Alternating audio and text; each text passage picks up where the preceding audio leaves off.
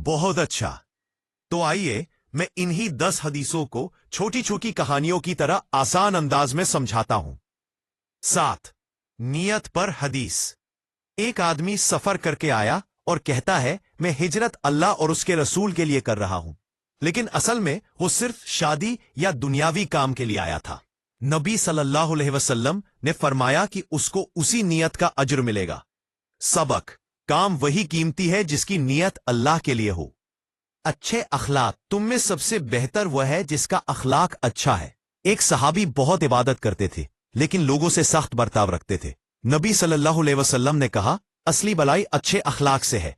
नमाज, रोजा, हज सब जरूरी है, लेकिन दूसरों से मीठी जबान और अच्छा बर्ताव सबसे बड़ी नेकी है। 3, अच्छे अखलाक। मुस्कुराना भी सदका।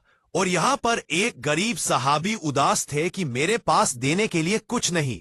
नबी अलैहिस्सलाम ने फरमाया, अपने भाई से मिलते वक्त मुस्कुराना भी सदका है। फिर सबक: नेक काम हमेशा पैसे से नहीं होते, एक अच्छी मुस्कान भी अल्लाह को पसंद है।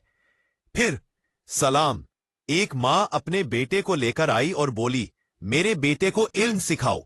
नबी अलैहिस्सलाम ने कहा, इल्म सीखना हर मुसलमान मर्द और औरत पर फर्ज है। फिर सबक: तालीम सिर्फ मर्दों के लिए नहीं, औरतों के लिए भी है।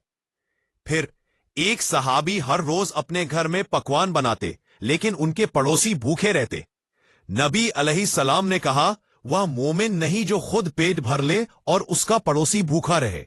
सबक: असली ईमान तब है जब हम पड़ोसी की भूख और जरूरत का भी ख्याल रखें। फिर एक सहाबी ने पूछा, या रसूल अल्लाह, आपका अपना असीबू तावसी ने कैसे जवाब दिया? अगर मैं एक यतीम की देखभाल करूं?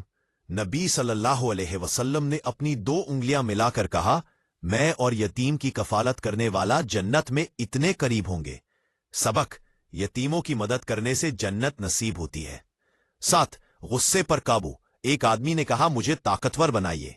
नबी सल्लल्लाहु अलैहि वसल्लम ने फरमाया, ताकतवर वो नहीं जो दूसरों को गिरा दे, असली ताकतवर वो है जो गुस्से में अपने आप पर काबू रखे। सबक: असली ताकत दिल और सब्र में है। 8, मुसलमान की पहचान। नबी सल्लल्लाहु अलैहि वसल्लम ने फरमाया, मुसलमान वो जिससे दूसरों को उसकी जबान और हाथ से नुकसान न पहुंचे। सबक: गाली देना, मारना, बुरा बोलना ये सब मुसलमान की पहचान नहीं है। आसानियां पैदा करना। वाह! एक गरीब आदमी कर्ज में दबा हुआ था। किसी मुसलमान ने उसका कर्ज माफ कर दिया। नबी सल्लल्लाहु अलैहि वसल्लम ने कहा, जो किसी की मुश्किल आसान करता है, अल्लाह उसकी आखिरत आसान कर देगा। सबक: दूसरों की मुश्किल हल करना असल में अपनी आखिरत संवारना है। बारी 10 में दूसरों के लिए वही चाहना जो अपने लिए।